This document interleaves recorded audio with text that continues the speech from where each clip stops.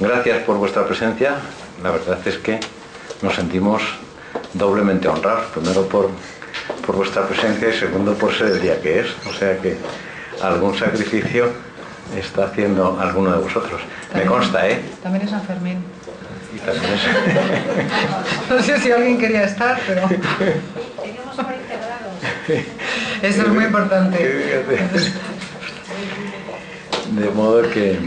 Bueno, lo que sí María José y yo hemos hablado de hacer una conferencia y acabar pronto.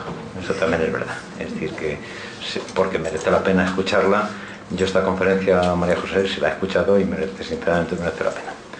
De modo que la presentación tiene que ser sucinta porque queremos acabar a las 8, hacer un coloquio lo necesario y nos vamos. Si es un poquito más, disculpáis los aficionados, pero que no se quede a medias. Es decir, que lo abrevia, pero sin que se quede a medias. Vale. María José, no voy a hacer una larga presentación, es compañera. Nos conocimos en la escuela donde yo me certifiqué como coach. Ella es una promoción anterior a la mía. Hablo del año 2004. ¿Es así? ¿Más o menos? Vale.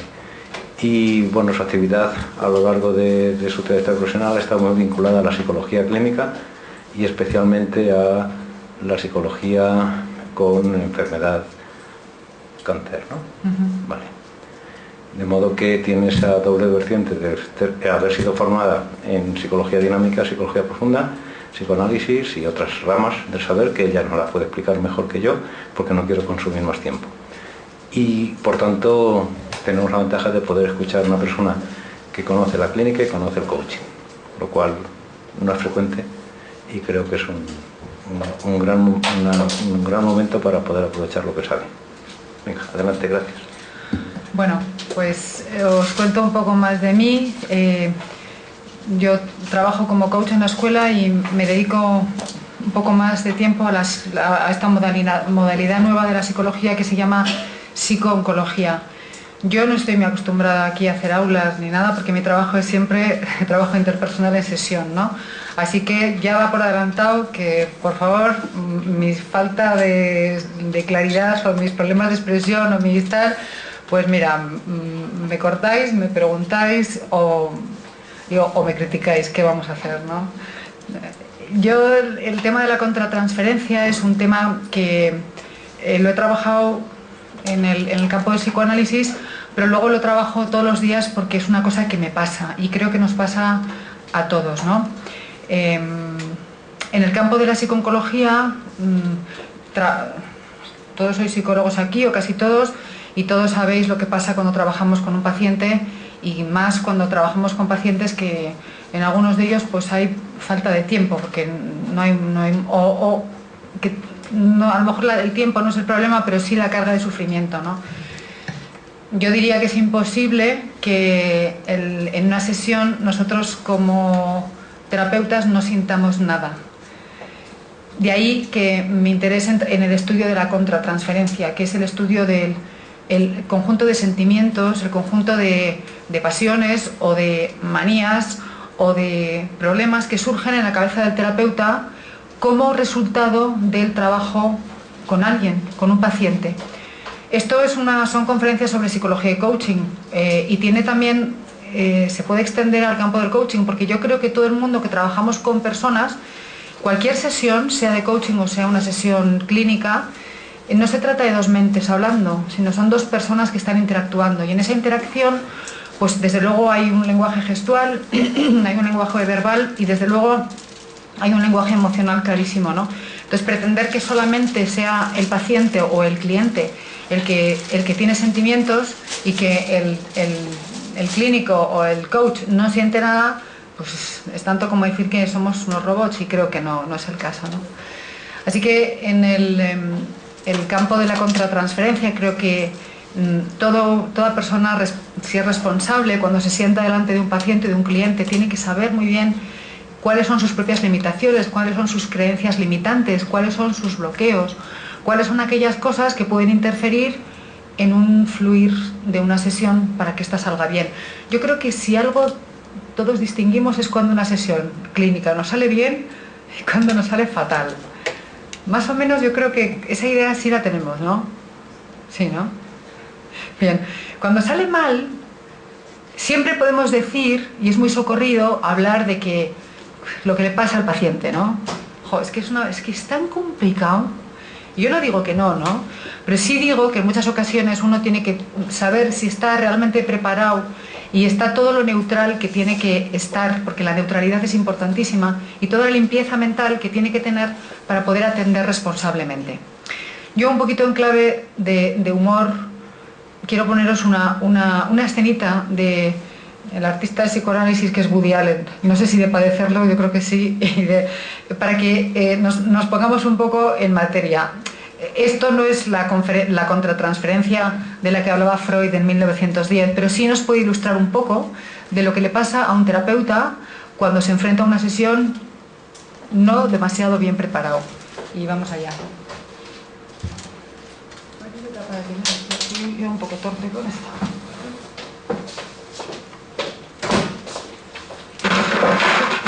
¿Qué te pasa? Hijo de puta. ¿Qué te pasa? Eres un cerdo. Ella es cerdo. ella es Cerdo y psicoanalista. maldito cabrón retorcido. Ella es la ¿Qué pasa? psicoanalista. ¿De ¿Qué qué hablas? pasa? ¿Qué pasa? ¿Qué crees tú que pasa? Así que has tenido un lío con una de mis pacientes, ¿eh? ¿Qué? ¿Con quién? No ¿De qué digas hablas? que no sabes de qué estoy hablando. No ¿Sabes lo de qué sé. estoy hablando? Yo- ¡No hables! ¿Qué? Acabo de hablar con ella, me lo ha contado ¿Quién? todo. ¿Quién? ¿Quién? La señora Pollack. Amy Pollack. ¿Puedo explicarte ¿Conoces una a cosa? Amy ¿Puedo Pollack? explicarte quién? No puedes explicar nada, capullo de mierda. ¿Quieres Y calmarte? no me digas que me calme. ¿Pero no, qué te pasa? porque ¿Estás ¿qué me pasa? Yo visito a esa mujer, sale de aquí y tú te la encuentras y te la follas. ¿Y si yo te dijera que el tirarme a Amy Pollack era una súplica oculta de mayor acercamiento a ti? Pues entonces te diría que eres un caso mental. ¿Qué? Hiciste lo mismo con tu primera mujer. Sabes loca. que asegurabas que la querías y que no Te podías dije- vivir sin ella. Y sin embargo tuviste un lío y otro lío y Mi otro primera lío. mujer. Ya te conté que una noche yo estaba con mi primera mujer en la cama y la aborrecí porque tal como le daba la luz, de repente me recordó a Primo Carnera. ¿Qué quieres que te diga? Y no es que no fuera una chica guapa, pero me recordó a Primo Carnera. Después ¿Quieres aquello, dejar de dar rodeos? Son chorradas, ¿me oyes bien? No, ¡Chorradas! contigo, es una historia muy distinta. Tú me rechazaste a mí. Por favor. Es la verdad, desde que nació Hilly. Tú eres la que estamos viviendo como hermano y hermana. Ha sido platónico. No intentes culpar a la víctima. ¿Pero qué dices? Oye, soy tan víctima como tú. A ver, ¿tú crees que el que me haga una mamada o una tetuda de 26 años es algo agradable para mí? Ay, me pones enferma. ¿Cómo puede ocurrirme esto a mí? ¿Estás exagerando? No estoy exagerando. Tú intentas decirme que todas las semanas desde hace 4 meses te estás viendo con ella en un hotel. ¡Qué disparate! ¿Piensas que no? Claro que no. Yo alquilé un apartamento. ¡Ah, te voy a matar! ¡Te mato! Hola, doctora. Siento llegar tarde. Señor Farber, quítese el abrigo. Pase.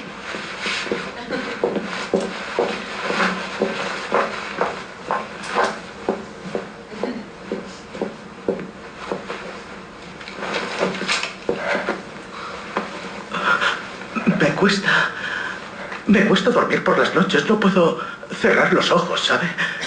Quizá debería dejar mi trabajo, pero soy incapaz de hacerlo. Tal vez porque mi cuñado me trata bien.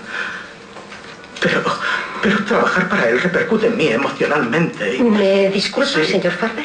¿Qué? ¡Jodido chiflado! ¡No puedo creer que me hayas hecho esto, joder! ¡Jodido imbécil! ¡Te has jodido a mi paciente! ¡No puedes joderte a la paciente de otro! ¡Que te jodan!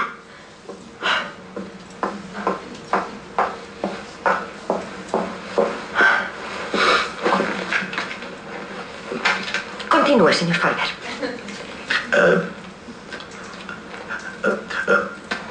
Yo, Ha perdido el pues, hilo, estaba hablando de dejar su trabajo. Sí. ¿Sabe? Bueno, lo he discutido con mi mujer y en principio parece estar de acuerdo, pero sé que preferiría que me quedara. Ella idolatra a Gordon. Continuamente no hace otra cosa que pasar el día con él. Oiga, ¿quiere Es que- disculparme de nuevo, señor Farber? ¿Otra vez? Usted siga, yo le oiré desde el pasillo en voz alta. Quiero que te vayas de aquí.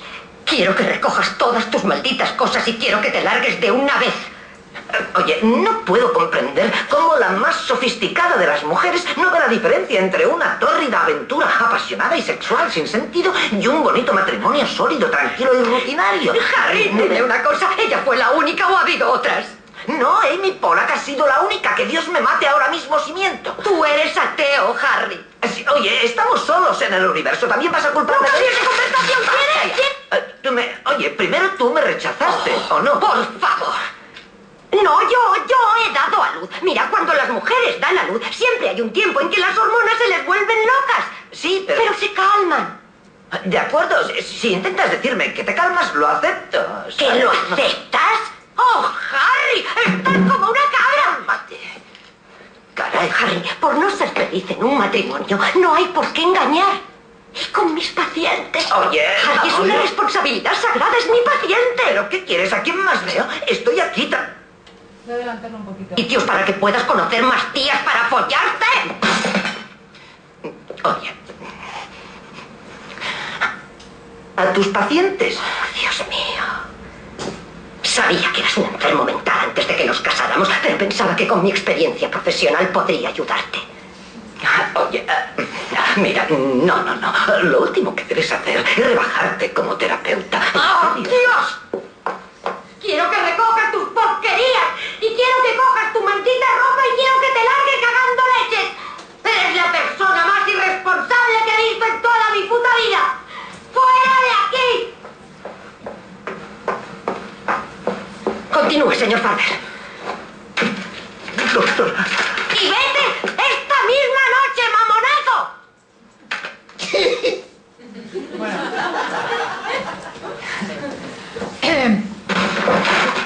¿Qué te pasa? ¡Hijo de puta! ¿Cómo ves la neutralidad del terapeuta?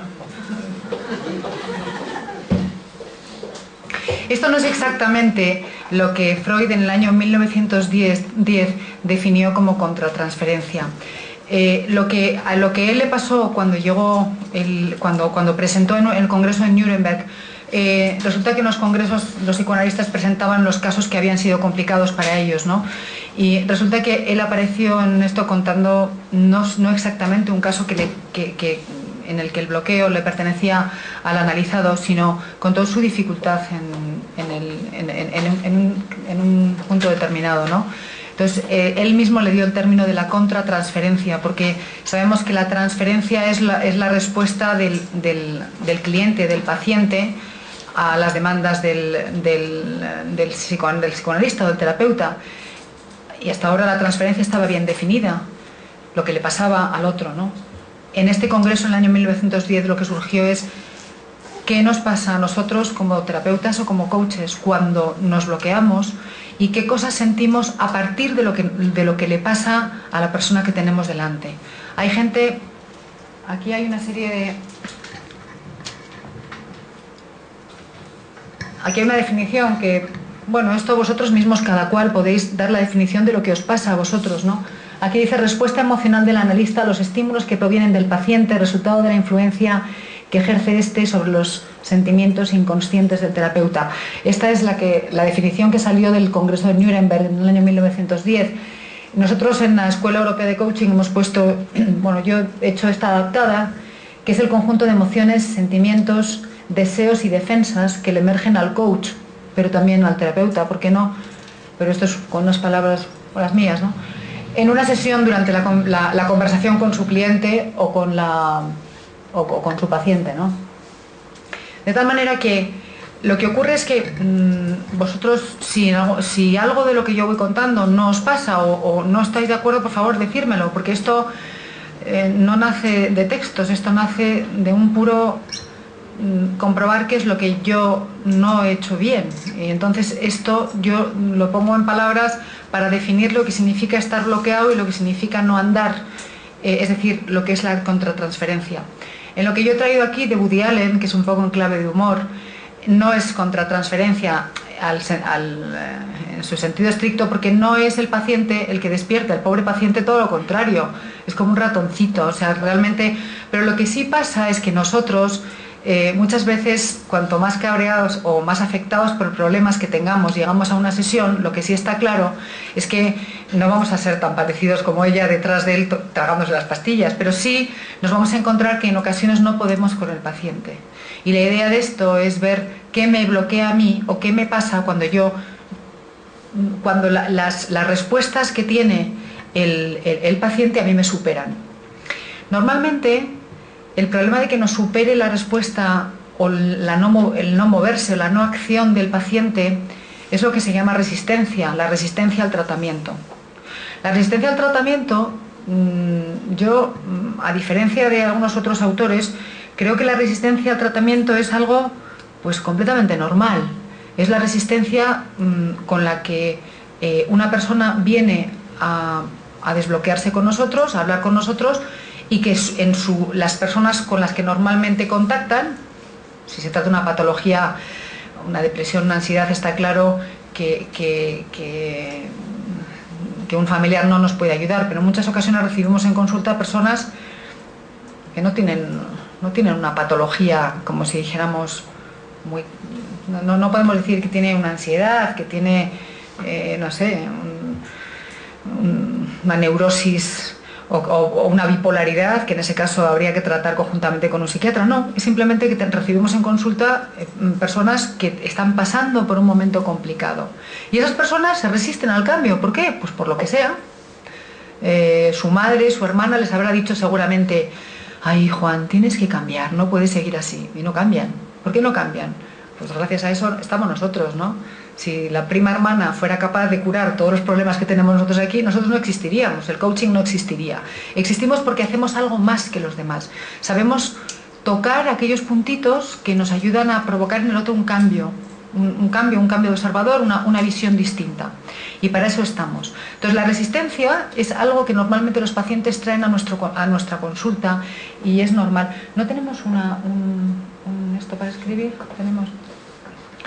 Mirad, hay algo muy importante, hay un encuadre fundamental que yo creo que tiene que haber en toda sesión, y es lo que se llama la alianza terapéutica. Este es un término que ya en los años 30 había un psicoanalista que se llamaba Stern, que ya habló de la alianza terapéutica.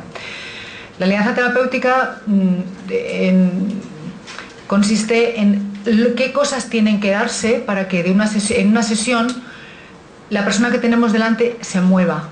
Yo esto lo represento de una manera que a mí me sirve mentalmente para representarlo, no sé si a vosotros, pero bueno, yo os voy a tratar de dibujar lo que en mi cabeza está y lo que gráficamente a mí me sirve para explicar a los demás ese gráfico en el que se vence la resistencia de un paciente. Yo siempre pienso que en una sesión, cuando nos sentamos a hablar con alguien, hay dos cabezas, una que es la del coach o la del psicoanalista o la del terapeuta, vamos a poner terapeuta, y otra cabeza que es la de nuestro paciente, con todas sus resistencias puestas.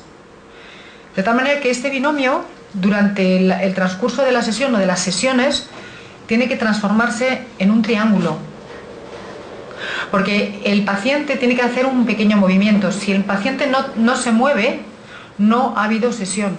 No hay alianza terapéutica. De tal manera que es lo que en psicología... ¿Se me oye si hablo así? Sí.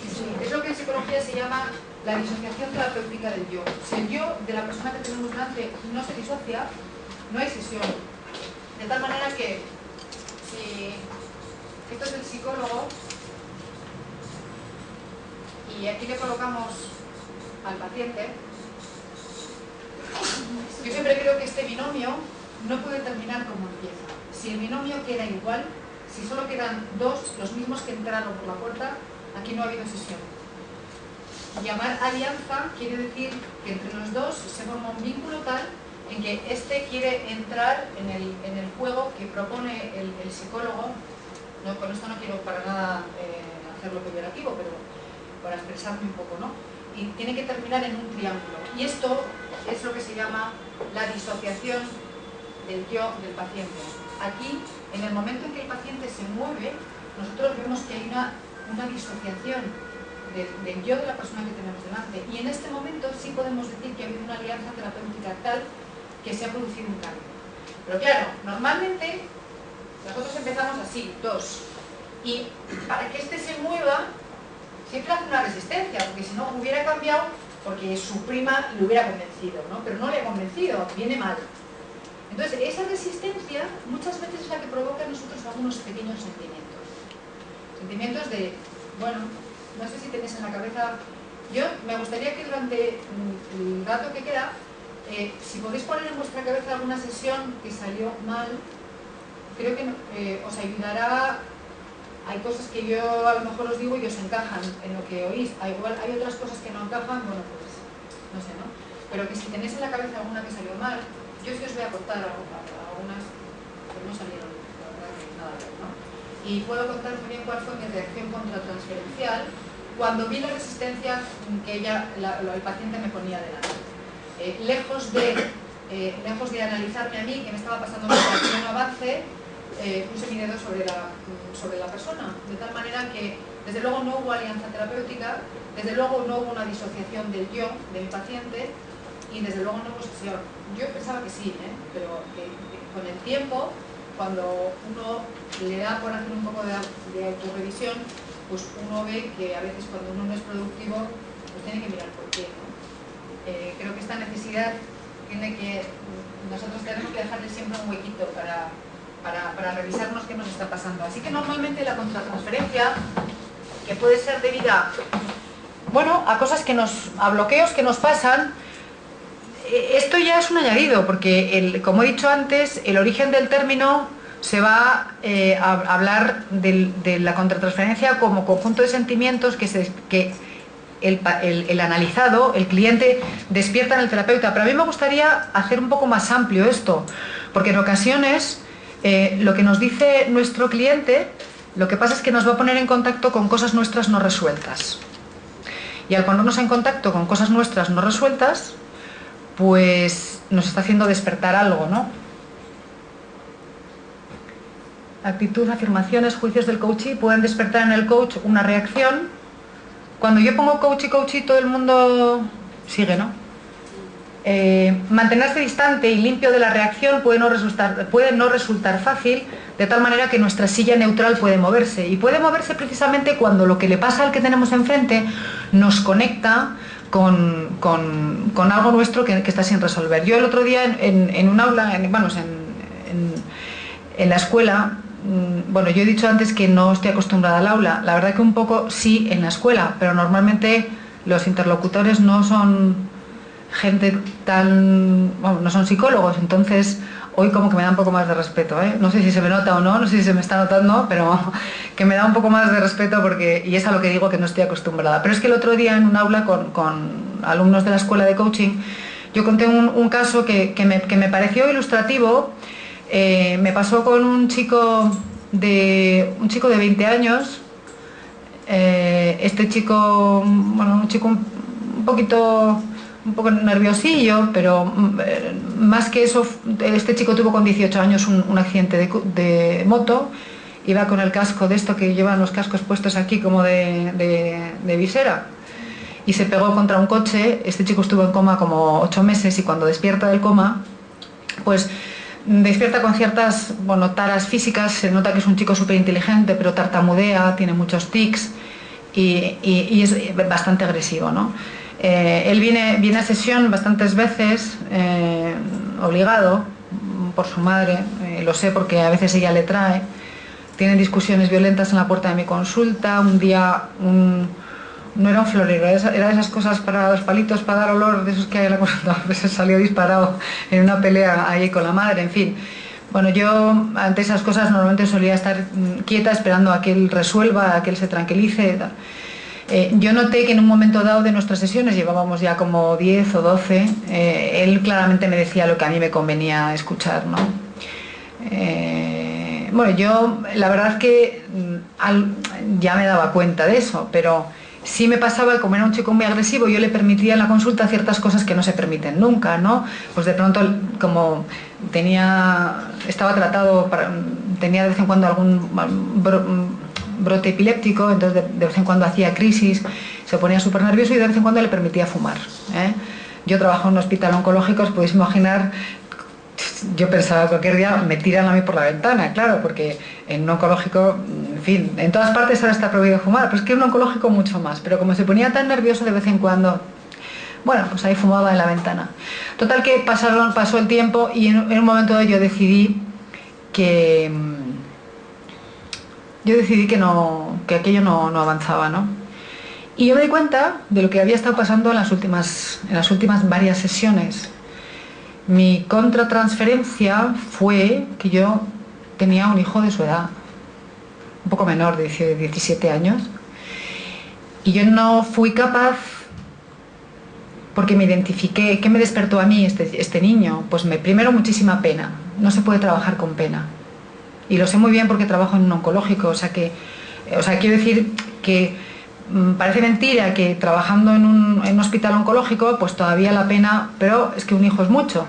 Con lo cual, la identificación con mi hijo, yo le empecé a perdonar a este chaval todo lo que pasaba. Y yo no era capaz de retarle, de tal manera que este chico perdió totalmente el respeto y un poco la autoridad que, no por edad, pero sí por lo que un poco el contrato terapéutico, ¿no? El contrato terapéutico, el paciente se compromete a algo, ¿no? En mi caso no había compromiso, pero yo de todo esto me di cuenta después. Si miramos ese gráfico nos damos cuenta que ese binomio nunca se transformó en un triángulo. Él no movió, no venció ninguna resistencia, todo lo contrario, encontró en mí un chollo. Luego mirando para atrás pienso, pues a lo mejor tampoco estuvo malo de dejarle fumar, porque la realidad es que era un chico que, bueno, pues que es verdad que había tenido muchos cambios en su vida, para empezar los físicos, ¿no? Andaba con dificultad, cuando veía que todos los niños de su edad pues tenían otro tipo de vida, ¿no? Entonces de vez en cuando ese tipo de escapes, de verdad que no intento justificarme, ¿eh? O sea, porque yo ya me he analizado mucho esto, pero sí quiero explicaros qué me pasó a mí, cuál fue mi contratransferencia en este caso, con qué me conectó a mí. Pues me conectó a mí con mi sentimiento de pena por identificación pues como madre de este chaval, ¿no? De tal manera que en ocasiones lo que nos despierta a un paciente sí nos puede ayudar en el fluir. Estoy segura que todos tenéis, igual que tenéis en la cabeza sesiones que no han ido muy allá, sí tenéis sesiones en las que ha fluido como un coche y dices, bueno, qué maravilla, pero que este tío, ¿quién la ha visto y quién lo ve? ¿Cómo sale ahora? ¿Es capaz de trabajar y es capaz de no sé qué? También es bueno preguntarse cuál fue mi contratransferencia, qué me despertó esta persona, que me hizo estar ágil, que me hizo estar rápida, que me hizo estar muy atenta, que me hizo atender a todas las señales posibles que hicieron que yo supiera cogerlas y dar el clic ese que tiene que ocurrir, ¿no? ¿Tenéis en mente estas cosas o sí? ¿Tenéis todos así la sensación de tener este tipo de dificultades o de facilidades? ¿Qué pasa en ocasiones? Que todos, por nuestro histórico, por nuestra cultura, por nuestra educación, por nuestra religión, por lo que sea, lo que quiera que sea, todos tenemos un sistema, un núcleo de creencias que las tenemos más o menos instauradas, ¿no? ¿Qué pasa ahí? Que muchas veces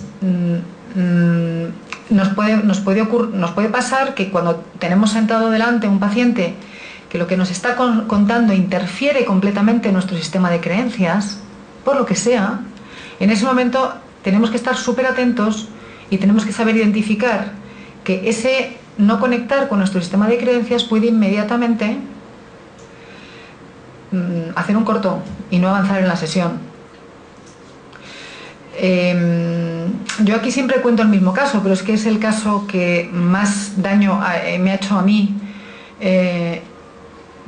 ejerciendo, ¿no? Digo daño porque mi intervención fue, no digo mala, lo siguiente a malo, ¿no? Interfirió con un sistema claramente mío de creencia, de que en la vida uno no puede victimizar, que en la vida uno tiene que pelear. Y eso, Elena Dragoto, que es una persona que vino una vez a dar una conferencia en la escuela, dijo una cosa que yo entendí lo que me estaba pasando a mí. Ella decía que normalmente aquello de lo que, bueno, me corregiréis vosotros si no, pero creo que la idea era que aquello de lo que escapamos normalmente es porque forma mucha parte de nosotros, ¿no? No era algo así, era como que todos estamos un poco con las dos cosas. Cuando huimos demasiado de algo es porque probablemente algo tenemos instaurado. El victimismo es una cosa que pues ha formado parte de mi vida. Era una herramienta que yo la utilizaba mal y en una época de mi vida pues la utilicé, ¿no? Y bueno, pues mi camino y mi trabajo ha sido no utilizarla como herramienta, pero me he convertido como los que dejan de fumar. ¿Sabes? Los que dejan de fumar, que fuman, y cuando dejan de fumar, como pillen a alguien fumando, son los más radicales y los más tal, ¿no? Bueno, pues yo igual. Entonces, yo en mi sistema de creencias eso no está permitido.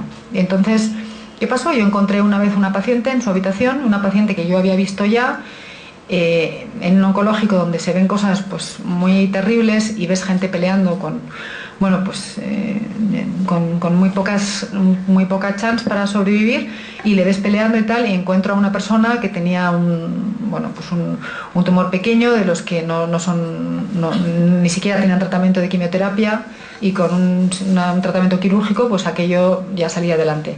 Bueno, esta mujer no estaba deprimida, más que deprimida, usaba a la familia todo el día, la familia la tenía machacada, pero es que iba con la familia a todo. A mi consulta venía con la familia, o sea, no es que iba con la familia pues para la operación o para ponerse un porta o para... No, es que para cualquier cosa iba con la familia no sabía qué hacer, ¿no? Entonces, a mí toda esa corte de gente para una mujer que yo decidí, mi creencia fue: tú con lo que tienes no tienes derecho a tener esa reacción.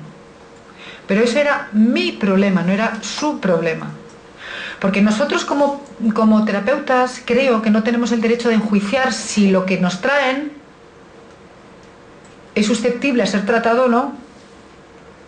Eso es como yo trabajo por la mañana en el hospital, pues una vez me preguntó alguien: oye, pero tú, a ti cuando un amigo te cuenta algún problema, ¿tú qué haces? ¿Le mandas a la porra o qué?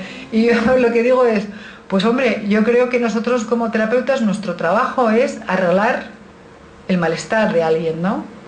Arreglar la diferencia entre lo que tiene y lo que quiere, tratar de acortar esa diferencia. O con lo que sea, trabajando en sus expectativas o haciéndole que tome acciones, pero vamos a tratar de que se sienta mejor. Y yo no me tengo por qué meter con un juez que decida si esto es susceptible de hacer sentir mal o no. Pero mi creencia era que tú no tienes derecho a protestar. ¿Por qué? ¿Por qué no? ¿Qué pasó? Como interfirió con mi sistema de creencias, pues no hubo sesión. Bueno, hubo 3 o así, pero yo no era capaz de salir del binomio. Yo no era capaz de mostrarle a ella la necesidad de un cambio. Yo creo que nuestro trabajo, y esta teoría no sé si es mala o buena, pero es mía. Así que si a alguien le sirve bien, y si no, pues no sé, ¿no?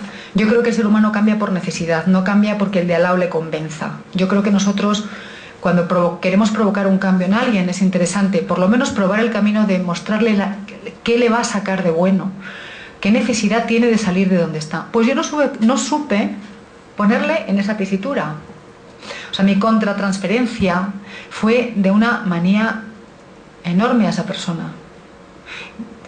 Yo con esto no creo que ni soy mala ni soy buena, lo único que estoy haciendo es poner en alto lo que me pasó. Yo también tengo otra teoría, y es que los sentimientos no se diseñan, las acciones sí, pero los sentimientos, la emoción del momento no se diseña. Mi emoción fue una emoción, bueno, no sé si en la lista de emociones está lo de la manía, porque ahí todo el mundo hace listas de emociones, ¿no? Y unos hacen 6, otros hacen 9, bueno, pues yo, igual alguien me dice que estoy llamándole mal. Bueno, pues seguro que muchos tendréis razón, pero dejadme que utilice esto para poder expresarme aunque no esté bien usado. Mi emoción fue de manía. Con lo cual llegamos al punto clave del tema de la contratransferencia. Voy bien en el tiempo. El punto clave es cómo se hace para arreglar una reacción contratransferencial bloqueante. Porque en realidad esto es, o sea, ya es interesante identificarla, ¿vale? Porque eso es interesantísimo. Llegar a un punto en que yo digo, joder, este no avanza, y no es precisamente por su culpa. Que a lo mejor también, ¿vale? Porque también hay gente que colabora y gente que no colabora. Pero no será también que yo algo de mi cosecha estoy poniendo. Con lo cual yo pienso también que una de las cosas que nos puede ayudar muchísimo a cambiar nuestra reacción contratransferencial es primero identificar en mí qué emoción está despertando. Yo pienso que eso es un punto súper importante, igual que cuando hacemos un diagnóstico de alguien para intentar ver qué es lo que le pasa, pues nosotros tenemos que identificar primero o tratar de estar lo más certeros posibles en el diagnóstico, ¿no? Bien, pues yo tengo que hacer lo mismo conmigo. Cuando me pasan estas cosas, yo tengo que poner la emoción, el nombre a la emoción. Yo en el caso de este chaval, este chico, que por cierto lo he perdido la pista, la emoción la tengo muy clara, es la pena, ¿no? En el caso de esta chica, mi emoción, si puedo utilizar esa palabra, porque aunque no esté en la lista, pero ahorita me sale, pues es la manía, ¿no? Entonces yo creo que la única manera, aquí hay dos cosas, o bien decir claramente que uno no puede con ese paciente y buscarle a alguien que pueda, o algo que creo que es una responsabilidad nuestra, que es evolucionar, y en esa evolución yo creo que el tratamiento que tenemos que darnos es transformar esa emoción en otra. Yo creo que si somos capaces de transformar esa emoción en otra, que nos permita, voy a decir una palabra que suena fatal, pero que nos permita aguantarle al otro. O sea, si yo en una sesión, la persona que tengo enfrente, no puedo soportarla, tengo que transformar esa sensación, ese sentimiento, en otro que me permita, voy a actuar con ella. Y yo lo que hice fue, no, lo que no hice, pero ahora, si me vuelve a pasar, creo que para esto sirve pensar un poco, ¿no? Para evolucionar, creo que lo haría algo mejor, porque yo elegiría transformar esta manía, por ejemplo, en compasión. Y también digo, no es peyorativo, utilizo esta palabra en el sentido de decir, si yo pienso que hay falta de recursos, si yo hago que despierte en mí, no pena, porque la pena a mí me da que no despierta actuar. Quizá la distinción entre pena y compasión puede ser que a veces con la pena me bloqueo tanto que la pena a mí no me deja actuar, por ejemplo, con este niño. Si yo en lugar de pena lo transformo en algo que me permita trabajar con él, comprometerle conmigo, retarle de alguna manera, con mucho cariño y con todo eso, pero retándolo, si yo hubiera transformado la pena, que a mí la pena me inmovilizó, o sea, es que me ató de pies y manos. Yo no podía retarle porque es que me daba tanta pena. No tengo otra manera de expresar mi parálisis total. Es verdad que con este chico hubo más sesiones, pero hubo más sesiones porque esa especie de afecto que levantó en mí hacía pues que el niño también, la verdad que él venía, le gustaba venir. Yo no sé también el que encontraba o qué, no sé, decía que él encontraba en mí un respeto, pero no sé si me tomaba el pelo, la verdad, O sea, con esto no quiero para nada arreglar, estoy pensando en algo, ¿no? Pero lo que sí creo que es una medicina muy importante, transformar nuestra emoción en otra que no sea bloqueante, en otra que nos permita movernos.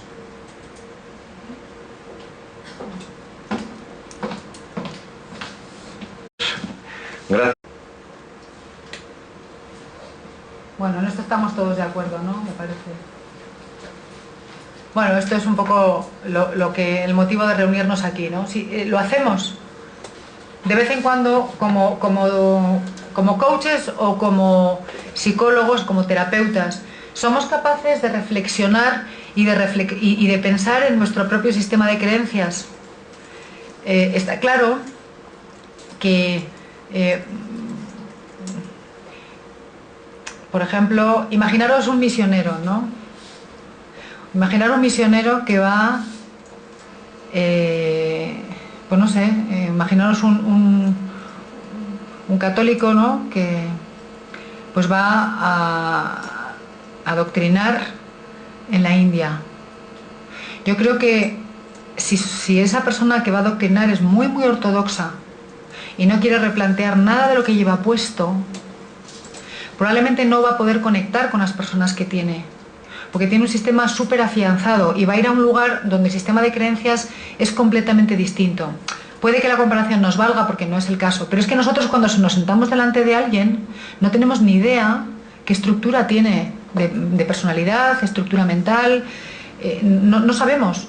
De tal manera que si nosotros llevamos como nuestro sistema de creencias como abanderado, pues en cuanto toque con algo que nosotros no contemplamos, ¿qué va a pasar? ¿Qué vamos a intentar? ¿Imponer nuestro criterio? ¿O cómo lo vamos a hacer? Es decir, que aquí la idea es que nosotros tengamos un nivel de conciencia algo un poquito más superior a lo que significa simplemente escuchar. Es decir, que si yo me siento delante de un paciente y solamente escucho lo que me dice, si me encaja o no me encaja, entonces si me encaja yo me cabreo, o no me cabreo pero me ofusco, o directamente, pues no... si yo de vez en cuando no paro un segundo y pienso, vamos a ver, ¿con qué está conectando? ¿Qué parte de mí está bloqueando esto? Si yo de vez en cuando no lo hago, pues probablemente hay muchísimas cosas que me pasan desapercibidas.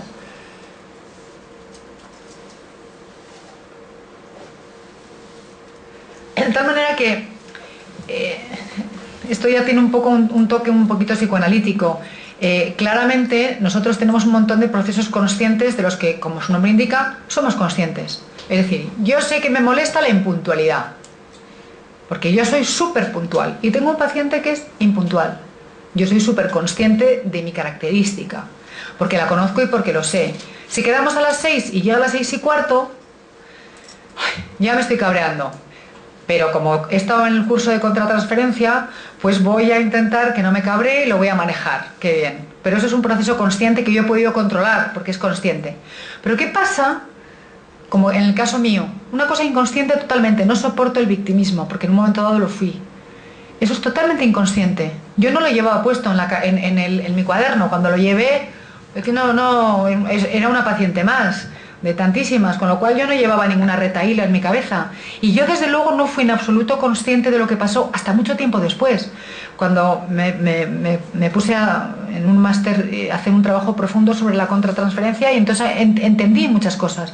Entonces tenemos que poner atención porque en nuestra cabeza de manera inconsciente tenemos una serie de patrones fijos y lo que os puedo decir es que cuando estéis en una sesión y veáis que no avanza o veáis que la persona que tenéis delante os despierta no demasiado simpatía o ganas de continuar, que preguntéis qué me está bloqueando a mí, con qué parte de mi cultura, de mi orden, de mi creencia, con qué está conectando que desde luego no tengo resuelto. Que os preguntéis qué emoción os está levantando para tratar de encontrar una emoción desde la que sea más fácil y más cómodo trabajar. Porque en el fondo ese cambio de emoción lo que va a poner es un sillón más cómodo, desde el cual poder llegar a la persona que tenemos delante.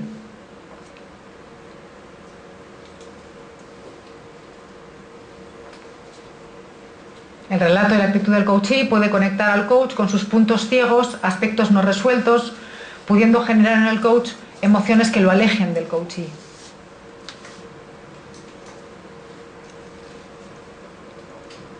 Bueno, todo esto es...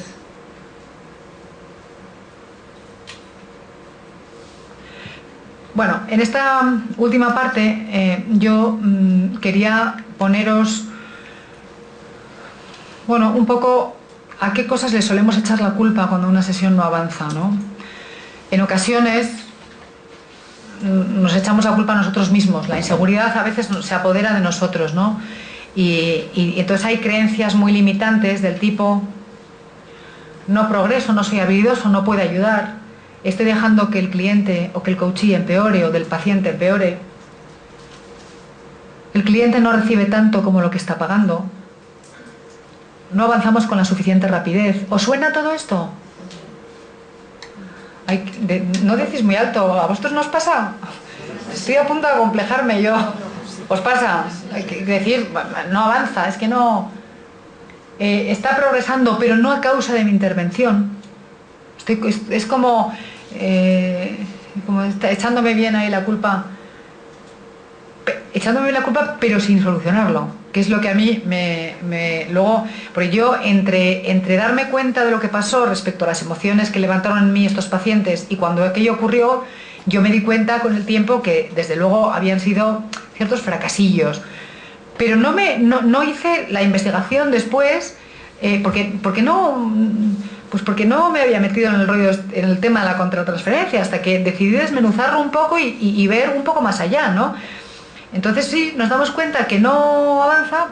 Sí, por favor. Es que veo que lo de la contratransferencia, veo que al mismo tiempo parece que el terapeuta se está como analizando, como si estuviese psicoanalizando. Sí, sí, total. Es que respeto todas las orientaciones en Sí, psicología.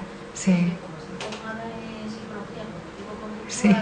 pues veo que si nos ceñimos solamente, por ejemplo, a sentimientos, a emociones, y si no se avanza más, no sé, yo es que cuando tengo que respeto y conozco todos estos términos, insight, transferencia, resistencia, todo eso por supuesto que se estudia, ¿no? Pero no veo yo cómo se puede avanzar si nos ceñimos a sentimientos, emociones y a estar analizándote tú como terapeuta constantemente, porque veo que como lo quieras a tu terreno, ¿no? Yo tengo el máster de especialista en psicoterapia psicoanalítica, pero no practico el psicoanálisis, lo que pasa es que creo que cuando uno descubre dentro qué es lo que le ha construido, muchas veces descubrimos por qué hacemos determinadas cosas. Ya, pero en ese sentido, yo pienso que hay que dejarlo como aparte, apartarlo y de acuerdo. centrarse en el paciente. Ah, totalmente de acuerdo. Entonces, Sí, no sí. hay que, no sé, como poner, no sé, ser tú el punto de Claro, centro, ¿no? claro. Todo lo llevas a tu terreno, a la transferencia. Yo pienso que eso, no sé, es que yo... Te doy toda la razón, es decir, yo todo esto que estoy diciendo creo que hay que practicarlo en espacios que no sean durante la sesión. Nosotros moralmente y éticamente no podemos utilizar la sesión con alguien para arreglar nuestros problemillas. Parto de la base y creo que la experiencia nos ayuda a ser capaces, a pesar de tener nuestra propia radio dentro, que sabemos que a mí me afecta mucho lo de esta mujer, por ejemplo, en el caso de esta mujer, yo ahora, como terapeuta, si voy a un caso semejante, inmediatamente identifico pues, que esta mujer es muy víctima y yo sé muy bien que yo tengo que tener cuidado con eso. Lo que pasa es que ahora, como eso me lo he trabajado, soy capaz de apartarlo, trabajar con ella y simplemente en los espacios entre sesión y sesión ser capaz de decir, bueno, ¿qué pasó? Quizá en qué no avancé bien. Yo creo que la experiencia lo que sí nos va dando es capacidad para apartar durante un ratito, pero creo que el hecho de no ser psicoanalistas creo que no nos debe quitar de la responsabilidad de decir ¿qué pasó? ¿Por qué no avancé? Sí, no, pero tienes razón en tu comentario. O sea, tienes razón en tu comentario porque, oye, es de buen profesional y es de ética y moral no utilizar nuestras sesiones para curarnos nuestras cosas sucias. Yo espero que no me estéis interpretando por ahí, ¿verdad? Por favor, porque hay un sentido de responsabilidad que hace que todos, y creo que cada año de experiencia, y no cada año, cada paciente nuevo en nuestra consulta nos da un poquito más de solidez. Y yo creo que después de ver muchos pacientes somos capaces de apartar, ¿sabes? Y yo, por ejemplo, cada vez que entra en nuestro hospital nosotros vemos niños mayores de edad, que aunque siguen siendo niños, a partir de 18 años. Yo, por ejemplo, cuando en mi consulta entra un chaval de 20 años, yo ya sé con que tengo que tener muchísimo cuidado. Y desde luego trato de no utilizar la sesión como una reproducción de mi hijo, sino que yo sé que tengo que tener cuidado con eso, yo ahora afino y apunto a donde tengo que ir, ¿no? Pero tengo que ser muy consciente de mis debilidades, porque si no soy consciente de mis debilidades, es que un día te puedes encontrar que de manera irresponsable le estás colocando y castigándole a esta señora por ser víctima. Tú no mereces ser tratada, porque mira, en ese cuarto de al lado hay alguien que se está muriendo y está luchando y peleando. Es que si no tenemos cuidado, al final acabamos decidiendo como jueces quién merece sesión y quién no. Yo lo que intento simplemente es llamar un poco al orden y decir, un momento, vamos a ser conscientes, ¿no? Yo solo veo como que Sí. la contratransferencia es identificado con tus experiencias. Porque en el caso de tu hijo, claro, tú eres madre y tienes situaciones, ¿no? Por eso que te sientes identificada cara, pero no para analizar, pues, o sea, yo veo que, por ejemplo, si haces a mi hijo, pues qué pena si pasara fuera mi hijo y tal, pero no como para estar analizando, así veo yo, no sé. Oye, si tú no necesitas analizarte, fenomenal para ti, pero yo te digo que yo necesité analizarme y decir, María José, ¿qué te pasó? ¿Por qué este niño utilizó tu consulta para fumar? ¿Por qué no pudiste retar a este niño? ¿Por qué no pudiste confrontarlo? Yo necesito eso. A lo mejor otras personas no lo necesitan, pero yo cuando algo no me avanza, necesito encontrar por qué no me avanza. Porque si yo empiezo a sacar de mis clientes los que tienen 18 años y según mis hijos vayan creciendo, pues todos esos que van creciendo. Si tengo que sacar de mi consulta a todos los que hacen víctimas, cuando la mitad de los seres humanos somos víctimas, si saco de mi consulta porque no arreglo todo aquello que me va mal, pues pienso que al final, oye, no voy a tener clientes. Porque digo que, por ejemplo, el cognitivo conductual das unas pautas, un autorregistro, unas técnicas que hay para que el cliente o el paciente venga con la tarea, por decirlo de alguna forma, hecha a la sesión siguiente. Entonces yo esto no sé cómo funciona. Hombre, yo trabajo también cognitivo-conductual porque piensa que yo tengo gente que le queda muy poco tiempo de vida y por tanto sí hay que marcar pautas. Pero cuando no consigo tener el suficiente contexto, lo que se llama el encuadre terapéutico, cuando yo no consigo ese encuadre terapéutico, puedo decir que es la culpa del otro, pero a lo mejor entre sesión y sesión puedo hacer un poquito de revisión. Eso es lo que yo... Unos... Bueno, yo soy ecléctica más que nada porque me parece una pena tener todas las herramientas y no usarlas. Oye, cada cual... Hay mucha gente ahora que hace cursos de Gestalt, que está como, con perdón, de moda, y entonces como solo es Gestalt, pues usan Gestalt. Nosotros como psicólogos, oye, creo que tenemos un montón de herramientas y si nos hemos acercado a psicoanálisis más, yo creo que es del género simple, si las tenemos, no usarlas. Yo desde luego... Sobre todo porque cuando uno está desesperado con un paciente delante, oye, yo echo mano de lo que sea.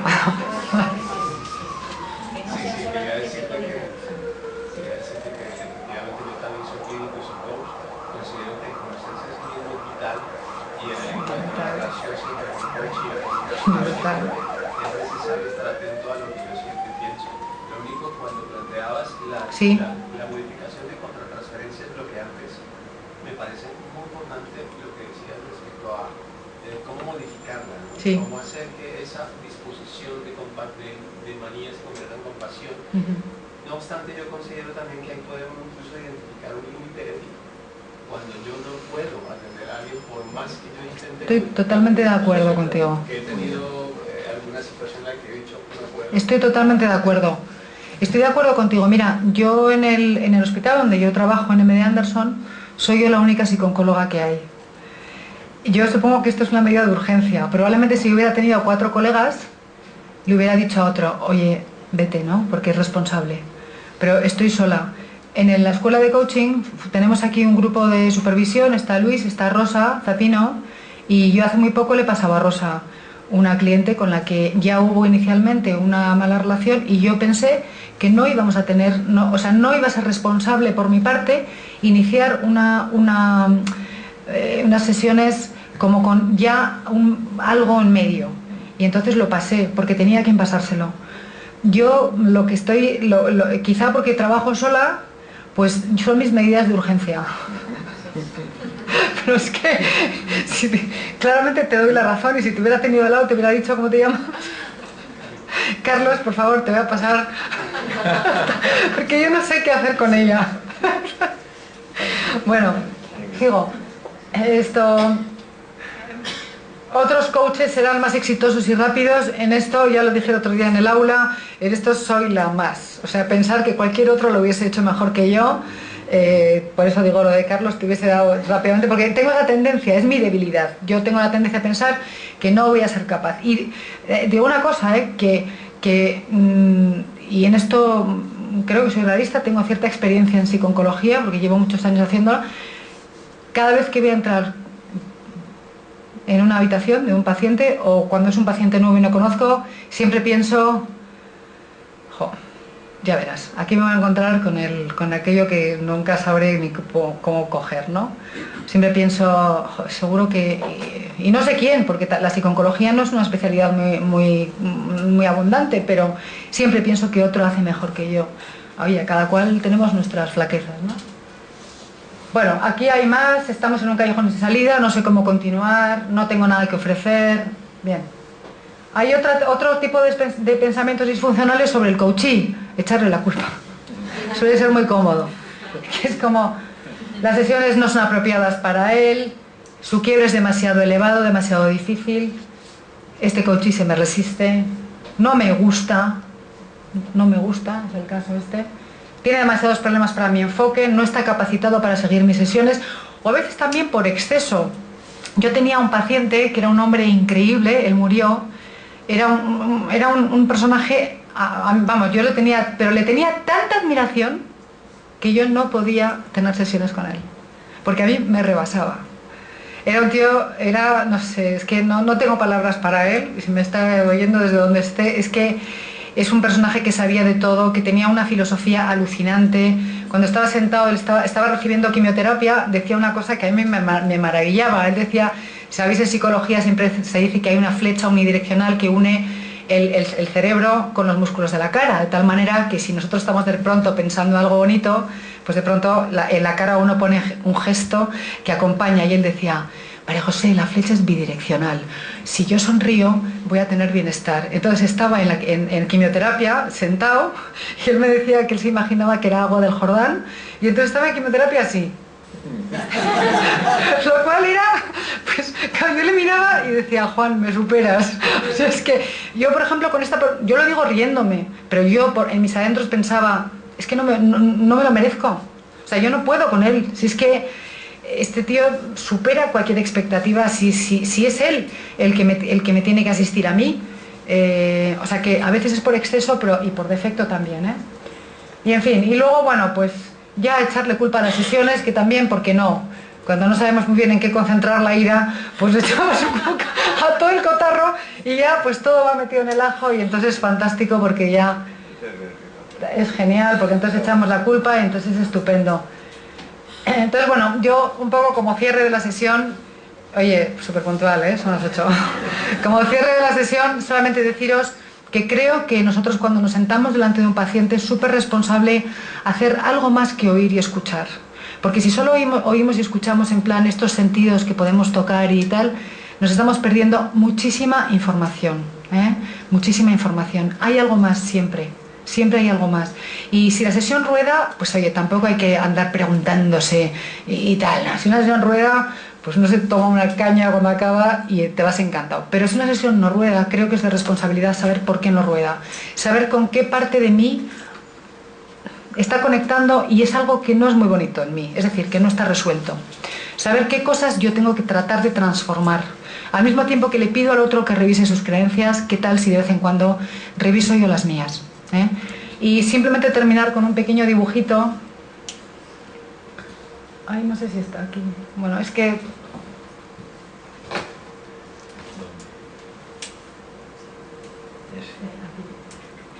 esto es un esquema que siempre dicen que está trucado. ¿Eh? Ah.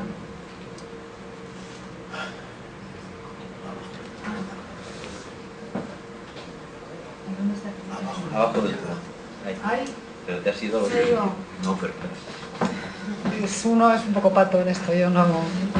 Necesito secretario, Luis. Bueno, mientras os lo cuento, este dibujo, esta foto, dicen que está trucada. Da igual si está trucada o no. Si está trucada no nos importa, porque a mí me parece que refleja muy bien lo que pasa. La parte consciente de nuestra cabeza, y aquí, perdona, me voy un poco al psicoanálisis, pero es que es súper interesante. Sí. Bueno, pues la parte que se ve ahí arriba es la parte consciente, la parte que nosotros podemos vigilar. El ejemplo que os ponía antes es que a mí me molesta la puntualidad, y es una cosa de la que soy súper consciente. Entonces, cuando hay un cliente que es impuntual, yo sé que tengo que trabajarme, no ponerle cara de asco, porque tal y porque cual, bien. Pero es que resulta que nosotros tenemos una parte que nosotros no controlamos, y esa parte es la que esta foto del iceberg refleja muy bien, ¿no? Es una parte enorme y está llena de cosas, está llena de recuerdos, está llena de fijaciones, está llena bueno, pues de cosas que hemos trabajado y tenemos ahí guardadas. Lo que os pediría es que cuando algo no salga bien, bueno, que entre rato y rato, desde luego, nunca en la sesión, porque no utilizamos nunca a los pacientes para limpiar nuestras miserias, o por lo menos conscientemente no debe hacerse, pero sí revisar esa parte que tenemos dentro de nosotros. Y vuelvo a agradeceros muchísimo que en un día como hoy hayáis estado aquí conmigo. Gracias.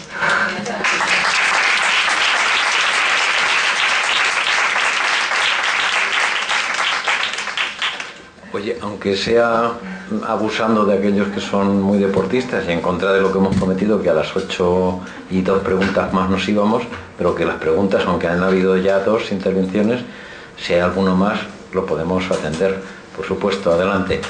A ver si te oímos y si no, buscamos un micrófono. Voy a intentar hablar alto, pero no sé si... Sí, un poco. Bueno, en primer lugar, darte las gracias, ¿no? Porque me parece que la exposición ha sido excelente. Gracias. En ese contexto, además, es que creo que el haber compartido en primera persona tu experiencia a mí me ha ayudado personalmente a clarificar mucho más la distinción de vulnerabilidad como debilidad o fortaleza, ¿no? Y ahora mismo la tengo clarísima, ¿no? la fortaleza. Muchísimas gracias. Y ahora la pregunta. Sí. Yo también soy clínico y Sí. recién iniciado en el mundo del coach.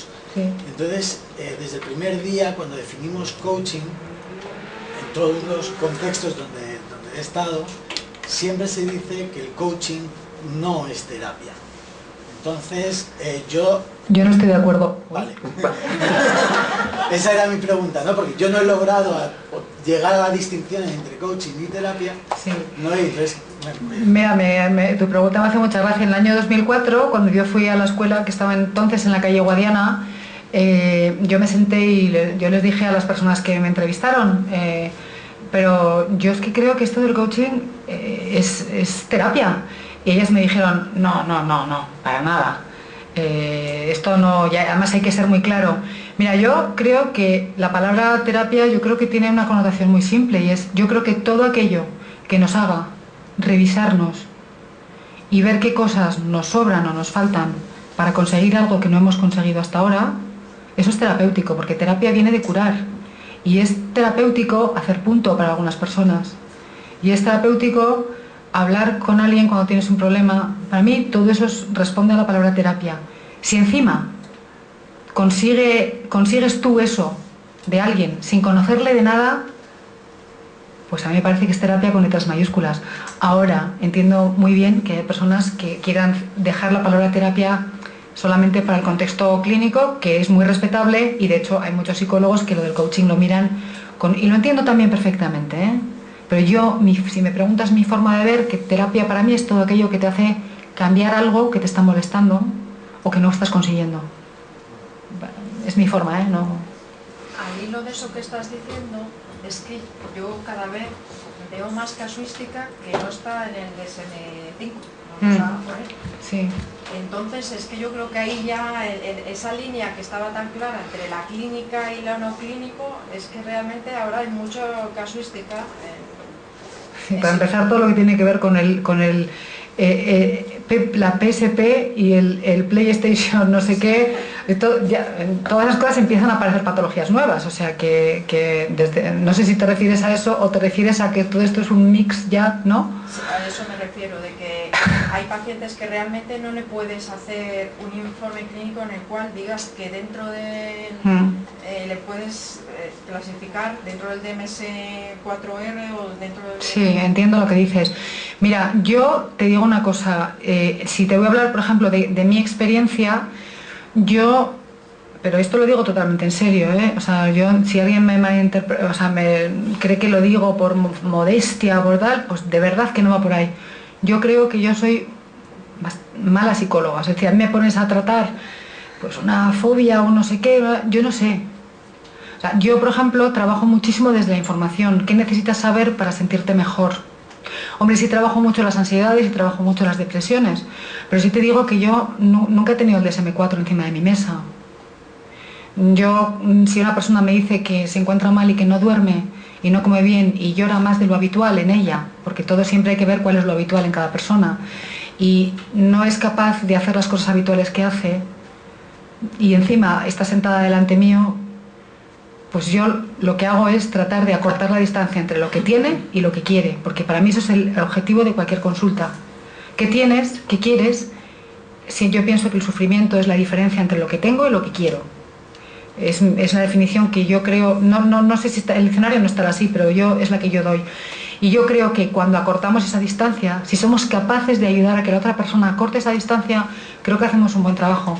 Yo el DSM-4, por eso digo que igual soy mala. Lo que quiero decir es que cada vez se ven menos patologías como tal y se empieza a ver esto que podríamos denominar que en vez de hacer terapia psicológica lo que estás haciendo es coaching, porque en realidad estás ayudando eso, a objetivos vitales. Mira, yo de los procesos de cambio. Sí, yo en el hospital te diré que del 100, o sea, de todos los pacientes que veo, y se ven muchos pacientes al año, yo a lo mejor cada año hay 200 pacientes nuevos, o sea que es un montón. Bueno, pues te diría que más de la mitad no es por oncología. Es porque cuando tenemos salud, pues las mujeres nos pintamos un poco, los hombres hacen lo que vayan a hacer y ciertos problemas se tapan.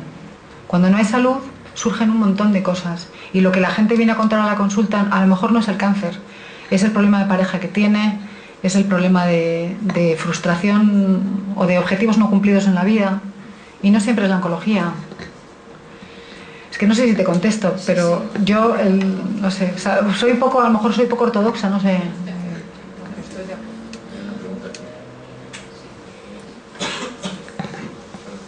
Dos preguntas. Una, en relación a lo último, comentando con lo último que estabais diciendo, ¿hasta qué punto? Porque claro, también la psicología humanística durante mucho tiempo ha hablado del crecimiento personal, es decir, también se suele establecer la diferencia entre coaching y psicoterapia, en que la psicoterapia es para lo patológico, mientras el coaching es para el crecimiento de las personas normales, entre comillas. Pero yo creo que en la historia de la psicoterapia, si no nos tendimos a un enfoque o a otro en concreto, sino que tenemos una mirada más amplia, vemos que eso también ha sido abordado, ¿no? Con la psicología positiva, etc. Sí, totalmente. ¿Hasta qué punto sería la pregunta? Yo creo que conectaba quizá con lo que comentaba la última compañera, que a veces acuden a consultas de coaching o de otros profesionales, ¿no? Gente, precisamente por estos tópicos, ¿no? Que sirve un poco como de excusa para evitar afrontar una terapia, un psicólogo que suena siempre como algo más fuerte, como algo que todavía tiene mucha, en fin, tiene una serie de etiquetas social, digamos, negativas, unas connotaciones. Eso por un lado, no era la pregunta, ¿no? Si eso, hasta qué punto puede ser habitual eso, ¿no? Y luego en relación a las herramientas que uno puede echar mano para ser consciente de estos procesos de contratransferencia, que a mí me parecen cruciales. Claro, la psicología psicodinámica en general tiene, claro, has hablado solamente, o yo he entendido eso, del autoanálisis, que está muy bien, pero claro, si partimos de la base de que... He tenido una hora. Claro, sí, no, pero que tenemos una parte inconsciente de nosotros, pues, en fin, en la psicología psicodinámica, desde luego, pues claro, está el análisis, ¿no? El autoanálisis, y después también, claro, la supervisión, ¿no? Claro, total. Me parece que por muy hábil que uno sea y piense que lo es, te doy totalmente la razón. Yo he echado mucho de menos a veces no tener compañeros o sea, gente conmigo lo que es que en la escuela tenemos un grupo de supervisión y oye, cuando algo se te bloquea, pues el no, a mí me parece utilísimo poder coger el teléfono y decirle a alguien ¿qué hago? ¿Sabes? ¿Por dónde voy? Que no, o sea, esto se me escapa, ¿no? Estoy totalmente de acuerdo contigo. Sí, sí. Pero por abundar un poquito más, yo creo que sea cual sea la orientación de cada cual, y la escuela de origen de cada cual, Gestalt, humanista, la que sea, da igual, psicología profunda, yo creo que la supervisión es absolutamente necesaria. Es decir, es el lugar de encuentro donde un grupo de profesionales de confianza, tutelados o no por un supervisor, pero al menos sí, los compañeros, es un lugar de encuentro donde puedes someter a considerar, sí, dejar, claro, pero es igual, cognitivos conductuales. Oye, estoy trabajando en esta cosa y especialmente para mí se me resisten y se me hacen difíciles tales casuísticas. Los compañeros te pueden echar una mano, a ver, y ayudarte a ver el punto ciego, o bien porque no tienes las técnicas adecuadas, o las actitudes, o incluso, como decía María José, tus creencias. Y esos puntos ciegos te pueden ayudar tus compañeros. Es decir, trabajar en solitario no es aconsejable, pero ni siquiera para un ingeniero de caminos. Está más claro que el agua. O sea que mi consejo es hacer vuestro círculo profesional que os permita ayudaros exactamente. ¿Y de lo primero os ha ocurrido esto de que hay gente que Sí. está viniendo por Sí. dar otro tipo de... Efectivamente, yo en un momento dado, ya alguien me recogió mi expresión, que la dije de broma, pero me ratifico y no me arrepiento, dije, el coaching es psicoterapia para sanos. Añadiría una palabrita, en línea con lo que tú has dicho, psicoterapia humanista, porque yo tengo formación humanista y creo que el centro en el coaching, el centro de la relación es el cliente. Él es el que tiene el poder y no ni la técnica ni el experto. Y ahí es donde entramos en la vieja discusión que ya se debatió en los primeros años de la psicología científica, es decir, si lo importante es el método, si lo importante es la técnica, si lo importante es el profesional, y ahí se confrontaron los conductistas con los psicoanalistas, pero es una polémica vieja abierta. Hay una barrera difícil, que es la capacidad o no de hacerse cargo uno de sí mismo, y probablemente esa sea la clave para saber dónde empieza la psicoterapia más allá del DSM-4 y dónde está el desarrollo, el crecimiento.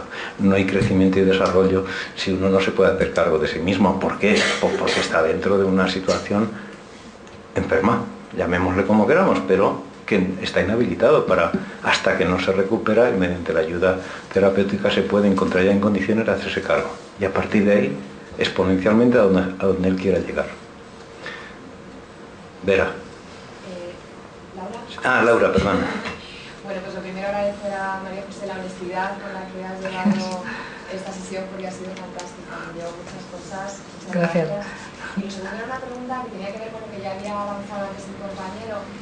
¿Qué resorte es el que a ti te funciona para facilitar el tránsito de un sentimiento como la manía o el rechazo hacia alguien hacia algo como pueda ser la compasión?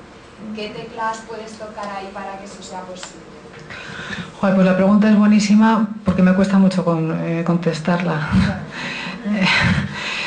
Mira, no lo sé, yo de esto me he dado cuenta mucho después, en el momento no tuve la habilidad para pensarlo, pero sí el decir desde dónde yo sería capaz de entrar a esa habitación cómodamente.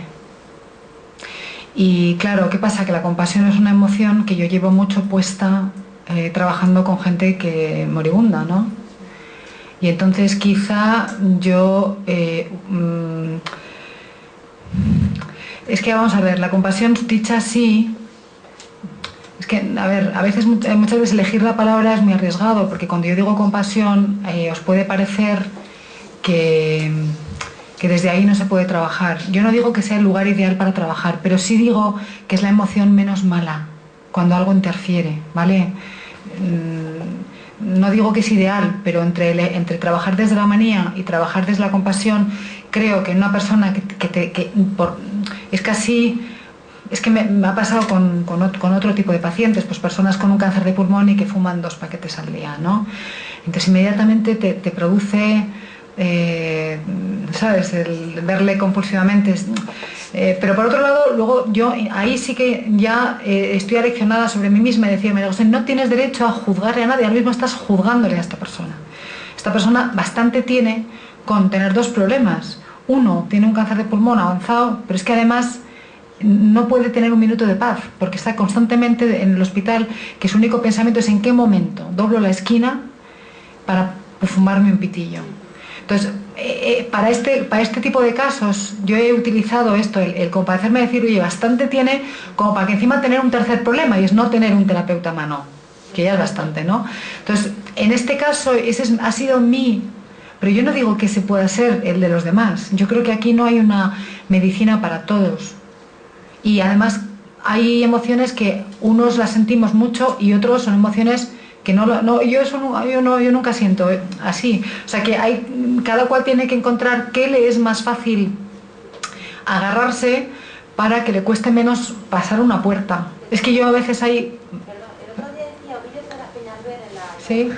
hablaba de neutralidad y entonces tú antes ponías lo de la silla neutral, ¿no? Sí. Y a mí me sirve, como también ayudarte a contestar, es que bueno, yo tengo también dificultades con algunos de mis pacientes, el posicionarme neutralmente y no perder mi objetivo, que en el fondo es ayudar. Claro. Entonces yo, vamos a ver, ¿qué es lo que quiero? Ayudar Claro. a este pobre hombre. Sí, sí. Y mi emoción quizás sea lo de menos, ¿no?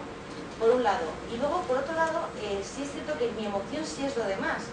Porque yo estaba reconociendo casos que me han pasado, de hecho esta mañana ha pasado uno, y es que el hombre era terapia en este caso, no era coaching, ¿vale? Pero la cuestión es que yo estaba sintiendo muchísimas ganas de protegerle y de tomar y de ayudarle y de tomar decisiones por él. Y de repente, claro, me he quedado pensando en mi emoción y me he dado cuenta que es que en realidad él me estaba pidiendo inconscientemente que yo le ayudase. Y eso se ha supuesto una ruptura total porque al darme yo cuenta le he hecho ver a él que era su problema realmente, ¿no? Entonces, yo necesito para trabajar igual con el coaching, ¿no? El otro día me pasó haciendo coaching que el tío estaba súper negativo y emperrado y joder, digo, ¿pero a qué vienes aquí? Si dices no hay manera.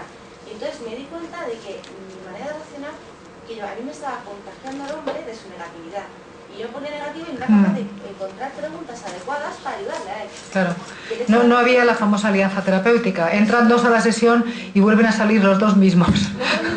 Que es como que no ha habido sesión. Sí. Yo, si me permitís, es que si no nos vamos, pero última pregunta. No, es un comentario. Yo he trabajado en el mundo de la clínica, en psicología clínica, psicología dura, hace años, hace bastantes años, y era el campo de la psiquiatría. Entonces, cuando te he oído, he recordado las frases que decían, los comentarios que decían la gente con alta experiencia, muy cualificados del mundo de la psiquiatría, gente conocida, famosa, que decía: nada de etiquetas, aquí vamos a curar al enfermo, nada más. Perdona, nada de etiquetas, aquí vamos a curar al enfermo. Y entonces han pasado los años, porque te estoy hablando de 20, 30 años, y tú sigues diciendo lo mismo. Porque hay que partir de que el que manda a hablar de la verdad es este, no este. Nada más, buena expresión. Gracias. Cerramos. Muchísimas gracias. Dos advertencias.